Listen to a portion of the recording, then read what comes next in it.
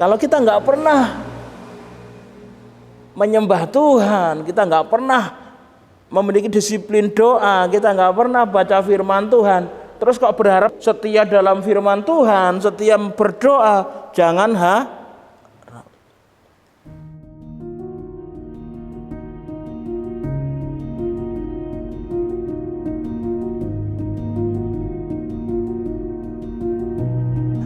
jangan harap. Ini namanya ini namanya nanti dikat ya Pak ini ya.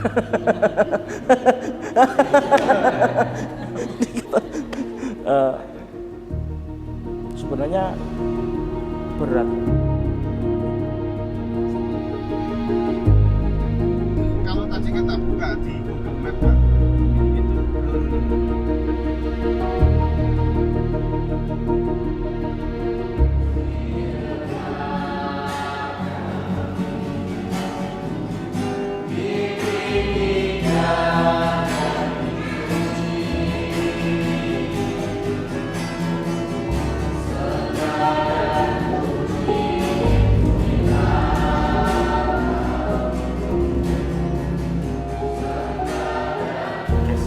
butuh pendampingan khusus ya Pak. Pendampingan khusus, istilahnya kalau kami menyebut itu berkebutuhan khusus akan kebutuhan rohani.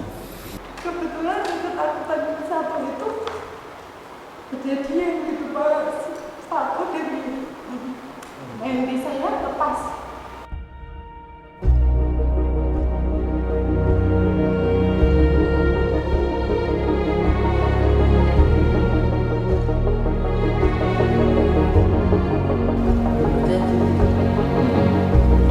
merasa belum mampu.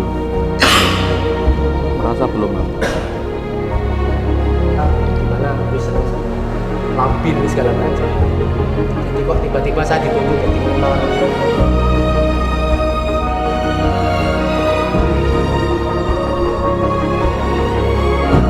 Kalau ada orang ngomong mengasihi Tuhan, tapi dia membenci saudaranya, dia sedang berdusta. Cetha sangat. Nah, standar yang diberikan Allah itu sedemikian tingginya, teman-teman. Pertanyaannya malam ini adalah, apakah Mas Tio, Bu Tuti, Bu Lydia, Pak Agung, Mbak Rika sakit? Saya bisa ngandani teman-teman yang lain bahwa jangan sampai kita itu jatuh dalam dosa itu. Sakit yang minta ampun. Sakit banget teman-teman. Dihakimi, dijauhi, rasanya malu. Luar biasa, sangat saya rasakan semuanya.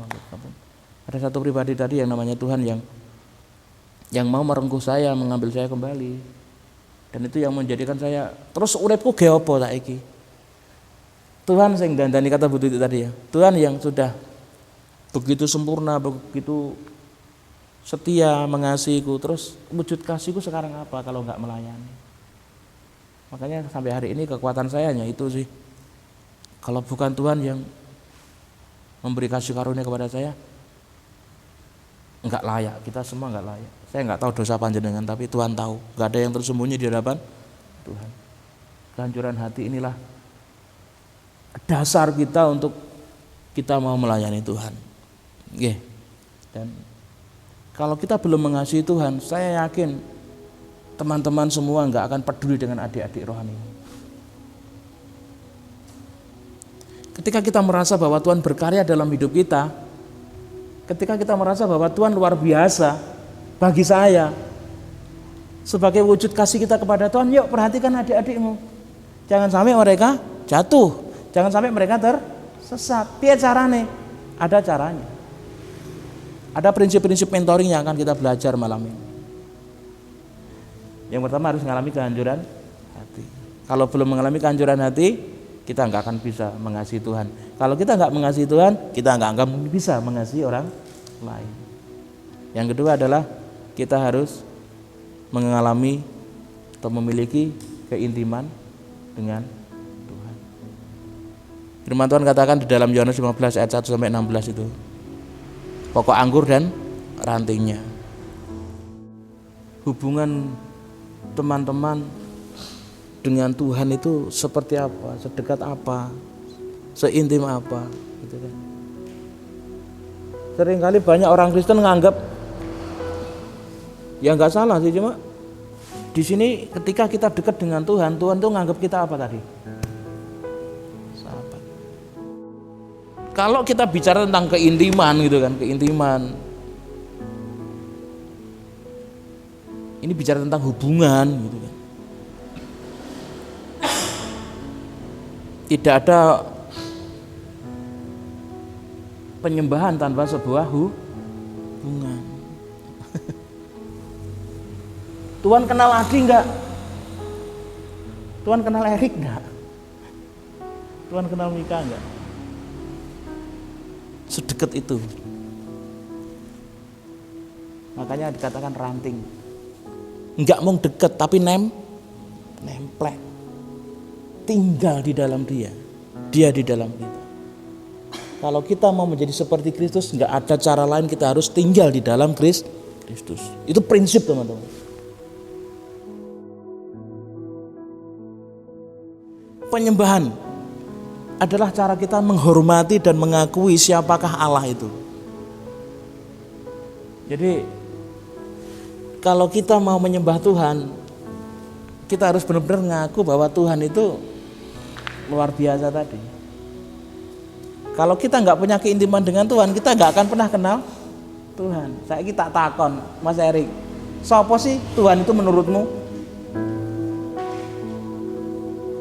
Dia ingin jadi sahabat kita. Dan kita, ketika kita dekat dengan Tuhan, kita itu bisa yang namanya nyembah Tuhan. Seringkali kita hanya nyanyi itu nggak nyembah. Enggak. Makanya tadi maaf loh, peteng-peteng dengan lilin saya menikmati sekali pujian tadi. Kita mau nyembah dia, kita imani dia ada di tengah-tengah kita. Ada hadirat Allah yang hadir di tempat ini. Penyembahan kan ekspresi dari cinta kita kan kepada Tuhan kita. Punya waktu khusus dengan dia. Punya waktu khusus untuk hanya berbincang dengan Tuhan. Mentor penting untuk punya hubungan intim dengan Tuhan. Karena tugas kita berat. 2 jiwa ini bukan masalah yang gampang. Kita harus punya keintiman dengan Tuhan. Kalau mentornya gak tahu nyembah Tuhan, impartasinya ke mente apa? Jangan harap mentemu menyembah. Jangan harap. Ini namanya impartasi. Ini namanya keteladan. Kalau kita nggak pernah menyembah Tuhan, kita nggak pernah memiliki disiplin doa, kita nggak pernah baca firman Tuhan, terus kok berharap mentemu setia dalam firman Tuhan, setia berdoa, jangan kamu harus jadi role model, menjadi teladan. Pertanyaan saya terakhir sebelum saya pulang, ijo do gelem dadi mentor apa ora? Terus ya. Nek ora dhewe sing nulungi adike kene terus sapa? Ijo rumangsa ora pantes. Ijo rumangsa belum bisa, enggak ada yang sempurna. Kita butuh yang namanya Roh Kudus tadi. Intimasi dengan Tuhan. Tuhan yang akan memberikan ide, Tuhan yang akan memberikan terobosan, Tuhan yang akan memberikan kemampuan, Tuhan yang akan memberikan waktu.